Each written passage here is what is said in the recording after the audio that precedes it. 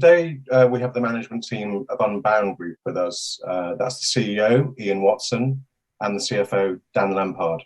Thanks for taking the time today, chaps. Hey, nice to see you, Russell. First question, Ian, is viewers may be unfamiliar with Unbound Group and Hotter Shoes. So would you give an overview of the current business and the changes that you've made since you joined in 2019? Yeah, happy to do so, Russell. So I joined the business in March 2019. Hotter Shoes, comfort footwear brand with 4.6 million people within our database, which is 29% of the UK female population over 55. So a great core business. We refocused the brand back to being completely focused within comfort. We repurposed our product engineers to make sure that we're building product benefits and therefore driving average selling prices higher, improving our gross margins. We repurposed our retail portfolio. We've now got a very profitable retail sector, which is 17 of our own stores, 7 garden centre concessions. And over this 3-year period, we've invested heavily in our digital infrastructure. And today, over 75% of our turnover comes from direct to consumer digital operations. So we've transformed the business over 3 years. Where are we going next? We've recently launched as a public listed company on AIM on the 1st of February under the Unbound Group. And we're going to utilize that database of loyal customers we've got, and we're going to serve them more products and services to enable them to do more of what they love. Thanks, Ian. My second question is, could you give an overview of what you think the structural drivers are for the business, your competitive advantage, and your plans to grow the core footwear business, please?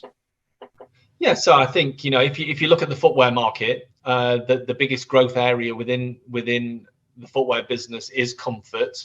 We've seen a much more casualization during the pandemic, and we continue to see that trend. So both of which play into our strengths. We're focused in the over 55 demographic, which again, structurally is a growing area of the UK population. And we're also seeing an expanded disposable income within this age group as well, combined with a larger uptake in digital usage in this age range. So those are the key market characteristics which we see as it being upwardly cyclical as we move forward. That's great. Thanks, Ian. My third question is, would you talk about your aspirations to develop the core business beyond the footwear and the work that you've done to identify the suitability of new categories and brands for those customers? Yeah, so the whole premise of the Unbound Group is curating a range of products and services for this over 55 demographic.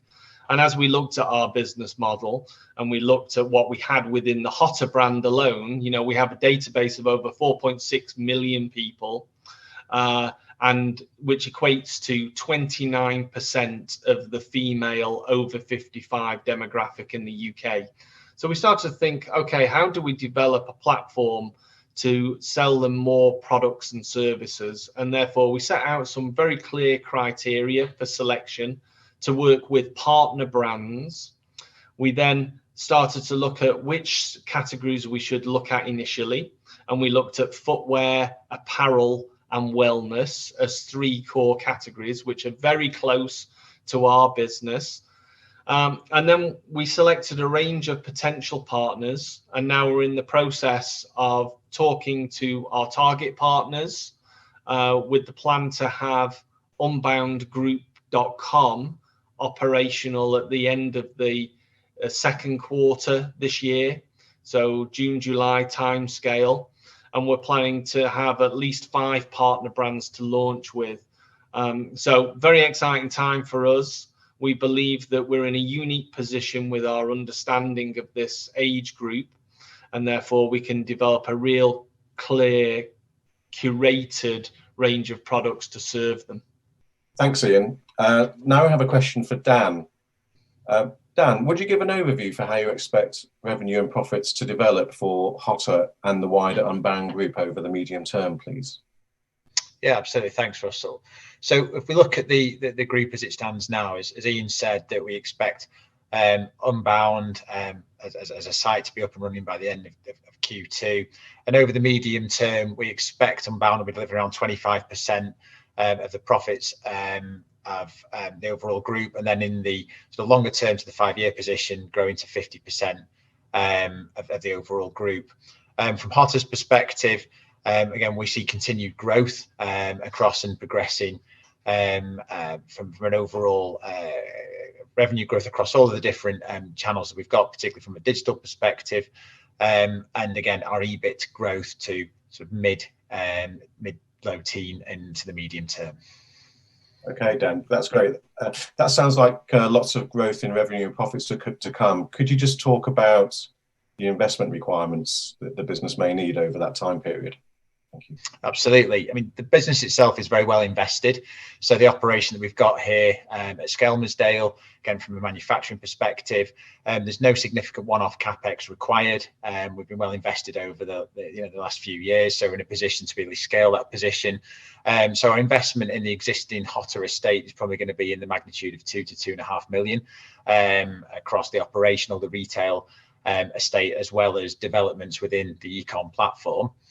From an Unbound perspective, we'll be leveraging the existing investment in the e-com platform from Hotter. We've been through this process before, so again, great confidence in terms of ability to deliver within the timescales that we've talked to, and really leveraging that position. So over the sort of medium term, again, we see the Unbound position in the sort of region of the 2 to 2.5 million per year, with opportunities then for further strategic one-off investments as required. And my final question's for Ian. 2021's been an interesting year for a lot of consumer-facing companies, given COVID-related lockdowns and the restrictions that go with that, and the recent supply chain disruption. So could you just talk about how the year has gone for Hotter Shoes, please? Yeah, I think all in all, we've had a very good year. I think our profits are in line with our guidance. I think we've had to manage a number of issues, but we're used to managing a number of issues certainly over the last 2 to 3 years. And I think there'll be issues for us to manage moving forward. But I think 2022, I think we're going to see reduced number of lockdowns. I think we are going to see continued inflation, but this is where our culture of continuous improvement and our Lean Six Sigma is going to offset some of those challenges. So, we're very confident about the future. We're pleased with how we finished the year, and we're confident for 2022. Thanks for the update. So I want to just thank Ian and Dan for their time today. Thank you. Okay, thank you.